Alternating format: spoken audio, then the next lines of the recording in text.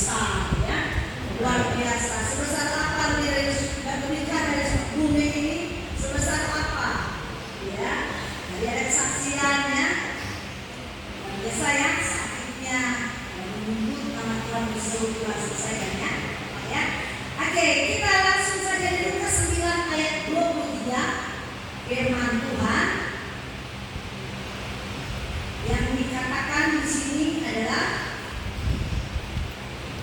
Lukas 9 ayat 23. Begini firman Tuhan.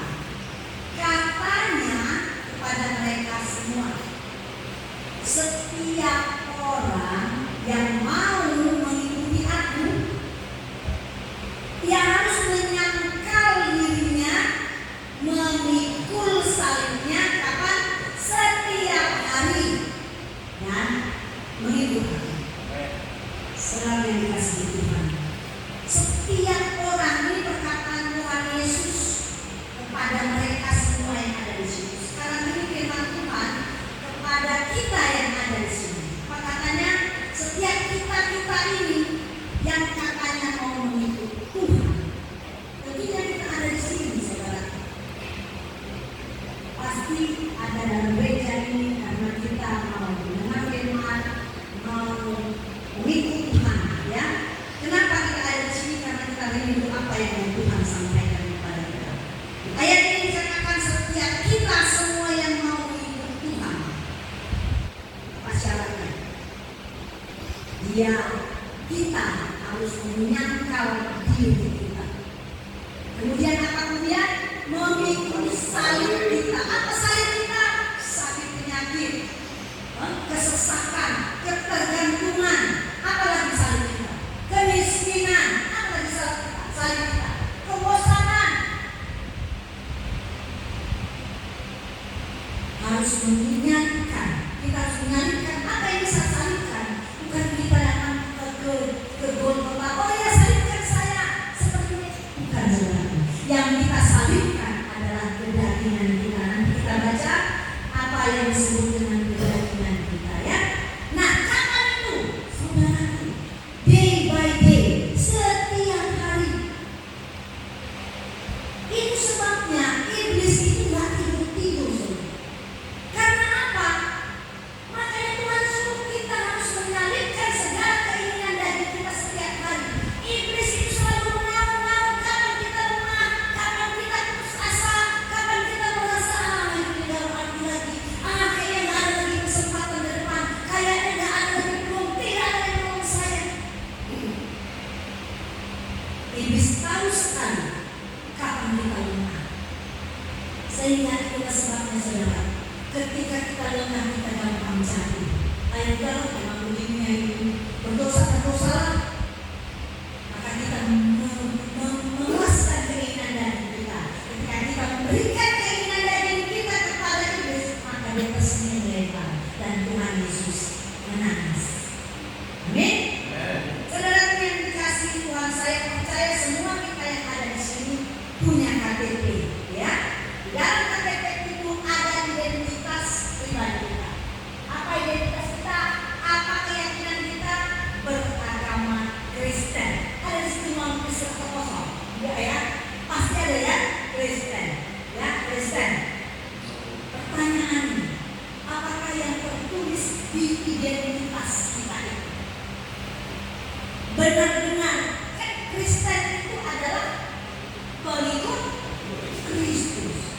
Apakah di KTP itu hanya tertulis saja supaya tidak kosong? Atau benarkah kita pengikut Kristus? Saudara yang dikasihi Tuhan, seringkali akunya kita itu terlalu besar. Keakuan kita ini seringkali terlalu besar sehingga menggeser posisi Tuhan yang seharusnya dia terutama dan prioritas di depan dalam kehidupan kita geser. Nanti Tuhan adanya waktu bertobat, bergeser karena keakuan kita. Aku ini perlu uang, aku tuh mau menikmati dunia ini. Bagaimana rasanya makan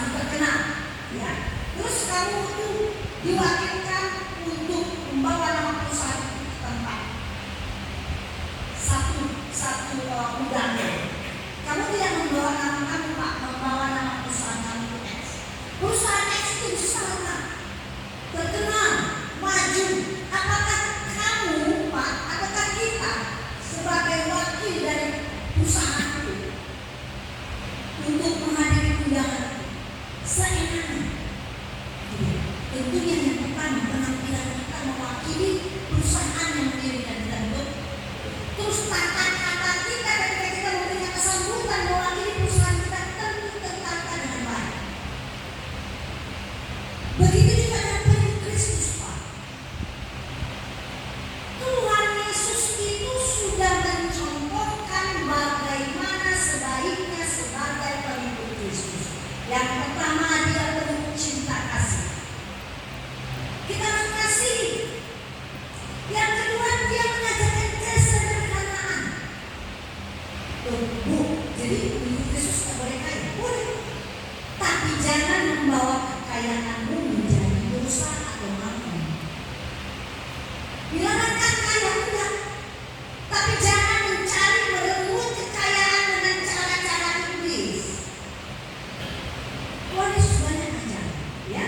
Saudara yang dikasihi Tuhan, karena keakuan kita itu seringkali kita membuat Yesus itu hanya sebagai tamu dalam jiwa kita, dalam hidup kita. Dia bukan sebagai raja, dia bukan sebagai utama dalam kehidupan kita.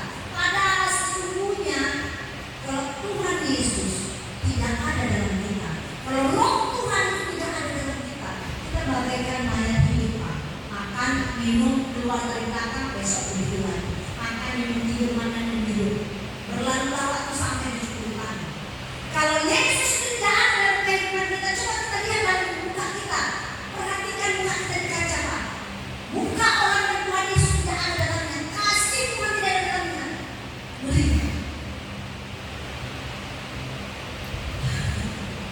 Mukanya itu, Pak, tidak ada sukacita, damai sejahtera.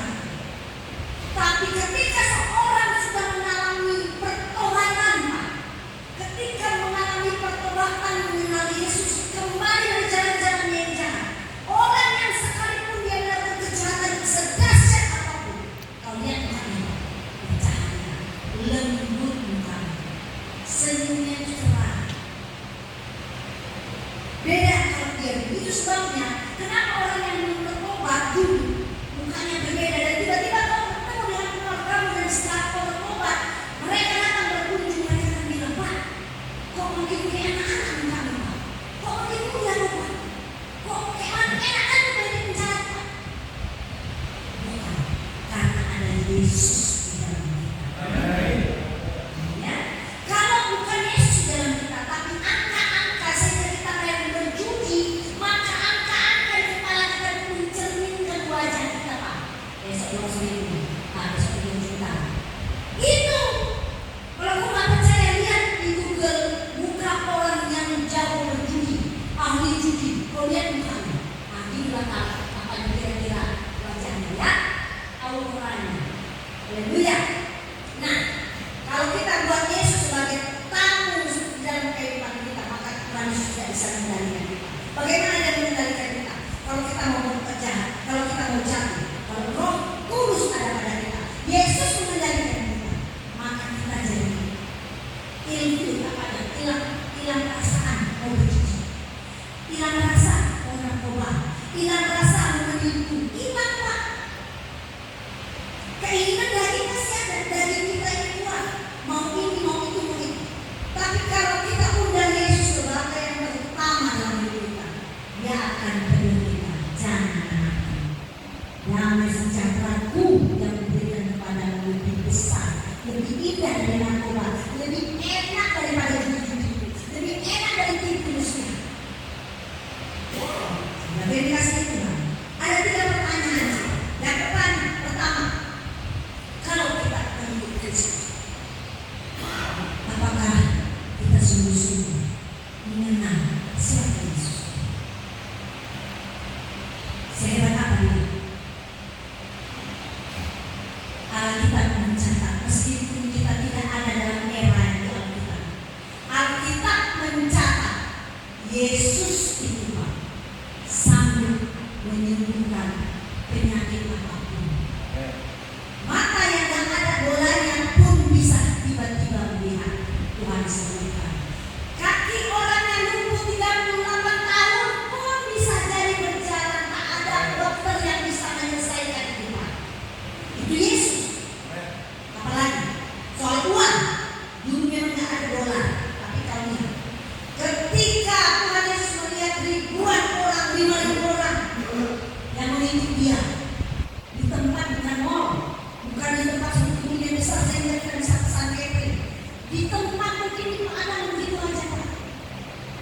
Tuhan Yesus punya kasih.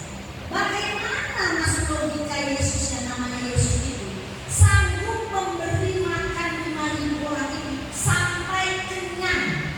Kalau sedikit-sedikit mungkin beri makan tapi nggak kenyang, kan ada ya kasih makan kalau kita misalnya dikasih berkat sedikit kan kenyang ya Pak ya, hanya sekedar aja. Nah Yesus itu memberi makan sampai kenyang. Itu Yesus. Apalagi engkau yang berusaha. Saya memenuhi apa yang Tuhan sebesar apa sih, sehebat apa sih Tuhan di dalam misalnya kalau aku berusaha. Tuhan tunjukkan siapa nelayan yang sudah ahli dalam mempunyai keahlian dalam menangkap ikan. Siapa namanya?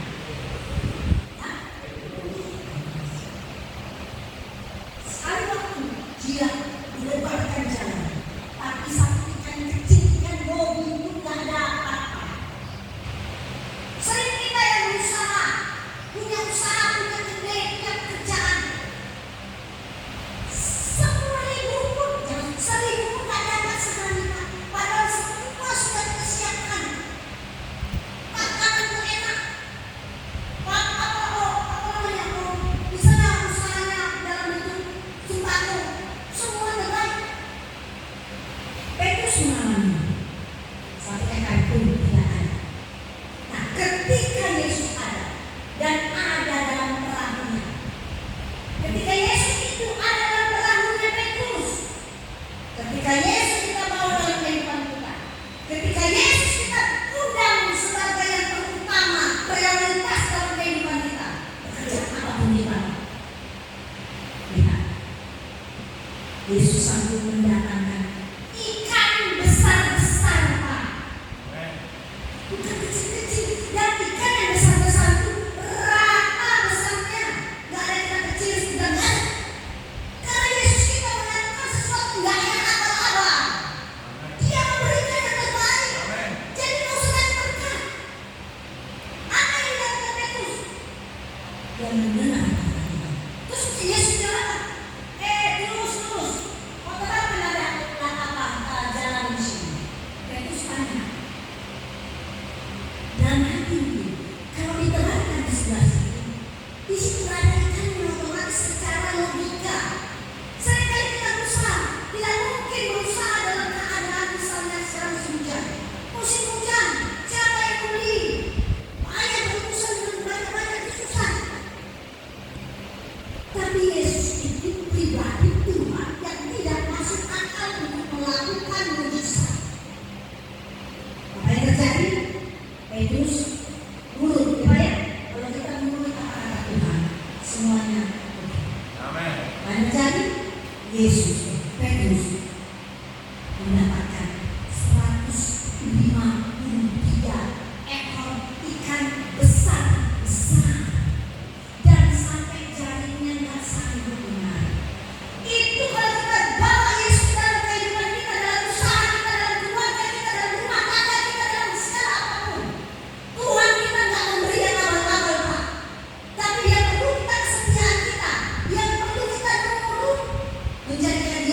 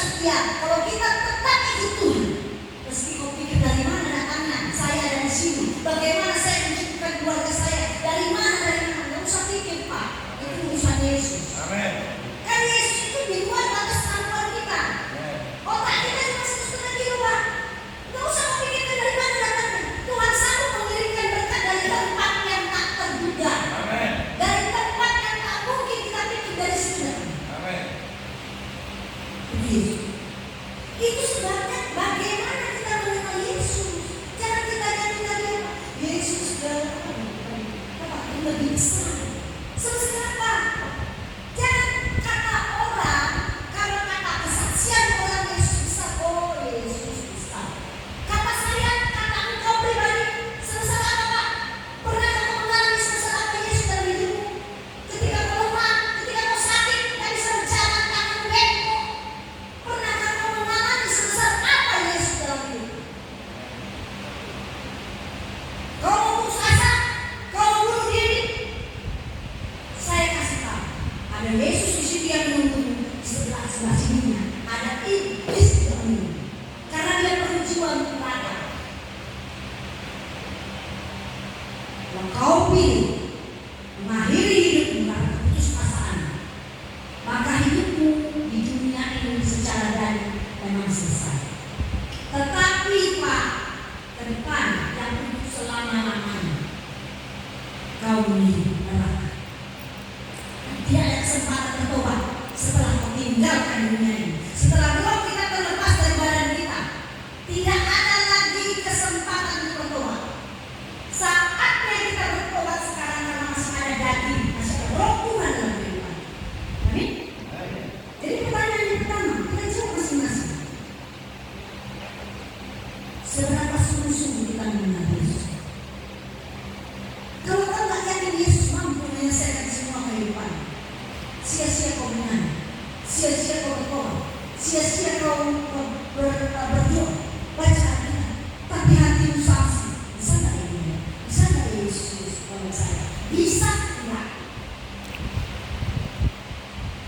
Itu sebabnya kau sungguh-sungguh mengenal Dia. Alami kata si A, Tuhan Yesus sudah siap karena dia menemukan sakit. Kata si B, Tuhan Yesus sudah siap karena dia membawakan rezeki yang berlimpah bagi keluarga saya. Nah, kata saya, jangan nanya apa-apa. Bagaimana kau mengenal Yesus, Pak? Tak mungkin. Mengenal Yesus dari mana? Firman Alkitab itu ada setiap satu suku kata di dalam firman itu. Itu adalah Tuhan. Firman itu menjadi manusia. Firman itu berbicara kepadamu. Dia berbicara kepadamu. Kalau kau tidak pernah membaca firman, bagaimana kau tahu Yesus berbicara kepadamu? Tak akan pernah. Orang Pak, kalau satu orang dengan satu orang akan sering bertemu, bercurhat, nanti kau mengenal kepribadian. Benar? Kalau kau jarang-jarang ketemu dia lalu sekali, bagaimana kau tahu kepribadian? Saya aja yang sebulan sekali udah mau jalan 2 tahun ya, masih bosan-bosan. Walaupun tidak berinteraksi, hanya mata saja. Tapi saya tahu bapak itu. Mungkin ada beberapa yang minta berdoa sama orang saya. Itu sebulan sekali. Apalagi yang kita 3 tahun tidak pernah komunikasi sama kita. Ayo itu masa lalu Pak. Masa lalu kau tak mengenal Tuhan, masa lalu kau tidak berdoa, oke lah selesai. Tapi yang ada hari ini kau masih ada di sini, masih ada kesempatan kita mengenal Yesus itu, mengenal Tuhan dan mengenal Yesus itu dalam kehidupan kita. Amin. Jadi jangan katakan Yesus terlebih besar karena dia melakukan sesuatu sama kita. Harus terlebih besar buat saya, buat Tuhan ya. Kira-kira yang kedua, berapa lama dalam kehidupan ini kita menikah? Biasanya orang menikah kan Pak, kalau misalnya kau menikah pada usia 28 tahun, pasti ada pertanyaan ini. Dia apa ya? Buat Tuhan nanya ya. Berapa ada ya? Berapa lama kau mengenal calon ini? Seberapa baik kau mengenal? Ya, mereka ketemu setelah umur 28 tahun dan calon istrinya 24 tahun. Mungkin baru pertemanan itu 2 tahun. Pertemanan, ya, hubungan semakin memahami. Jadi kalau pendeta tanya berapa lama kamu mengenal? Ya 2 tahun. Sudah. Kalau tidak sungguh-sungguh mengenal pasanganmu Pak, maka akan keluar dari mulutmu menyesal mengalaminya. Jadi rupanya dia. Karena harus sungguh-sungguh mengenalnya. Yang belum menikah, kalau kamu siap-siap menikah ada calonmu. Yang kenallah dia dan kelemahannya supaya kau tak kecewa. Ya, kalau kita mengenal orang dari kelemahannya, suatu saat kita mengalami, berikanlah engkau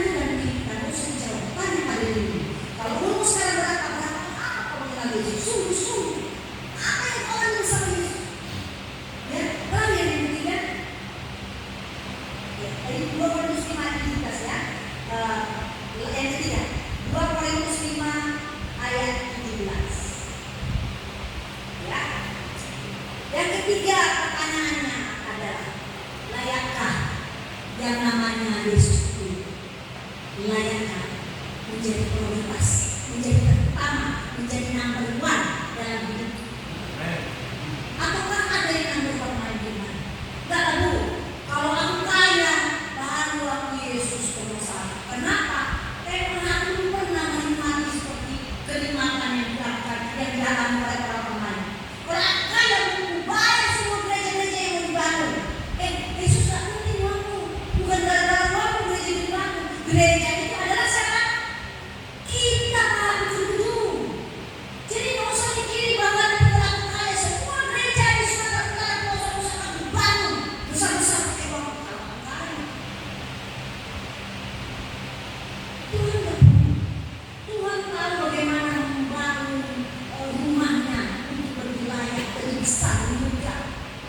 Ingat di perjanjian lama untuk membuat satu rumah Tuhan. Tuhan sudah mencadangkan emas dan ada Pak. Jadi jangan merasakan Pak. Itu sebabnya kadang-kadang ya Pak ya, kalau kau punya uang, menyumbang satu gereja, uangmu banyak, terus lain jalanmu, ini kok jauh.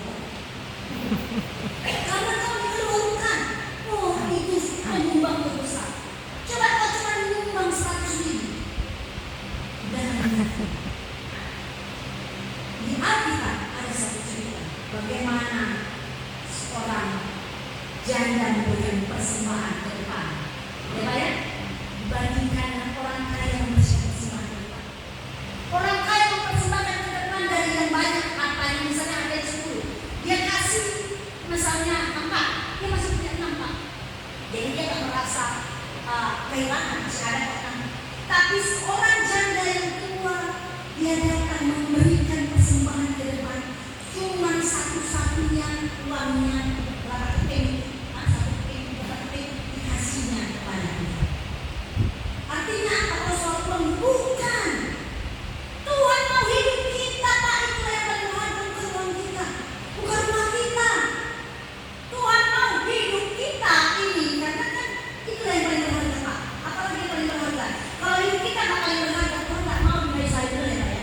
Ngapain misalkan berdarah-darah kalau bukan untuk menyelamatkan kita, karena saking berharganya ini hidup kita ini, makanya dia menembus kita. Oleh sebab itu apa yang paling berharga dalam hidup kita? Yang diminta Tuhan dari hidup kita, hati kita Pak. Hati kita. Kalau hati kita serahkan kepada Tuhan, maka Tuhan akan tunjuk ini yang kau kerjakan. Kau akan jadi WM, kau akan singgah, kau akan membersihkan ruangan, kau akan sediakan ini, sediakan itu. Semua pekerjaan untuk kemuliaan Tuhan, baik yang hamba Tuhan, khotbah, WS, singer, segala macam, semua punya upah yang dari Tuhan. Bahkan engkau yang merapikan kursi yang agak miring pun punya upah. Siapapun yang satu ini punya upah. Siapapun yang hidup cekek-cekek punya upah. Bapak tadi bilang, Bapak ini pasti ada upah. Tuhan bagi saya. Ada. Itu Tuhan atasnya. Jangan kita tidak ada nama di atas segala nama selain nama Yesus. Itu sebabnya kalau engkau lihat di YouTube segala macam, orang berlomba-lomba menunjukkan seolah-olah menunjukkan bahwa dia lebih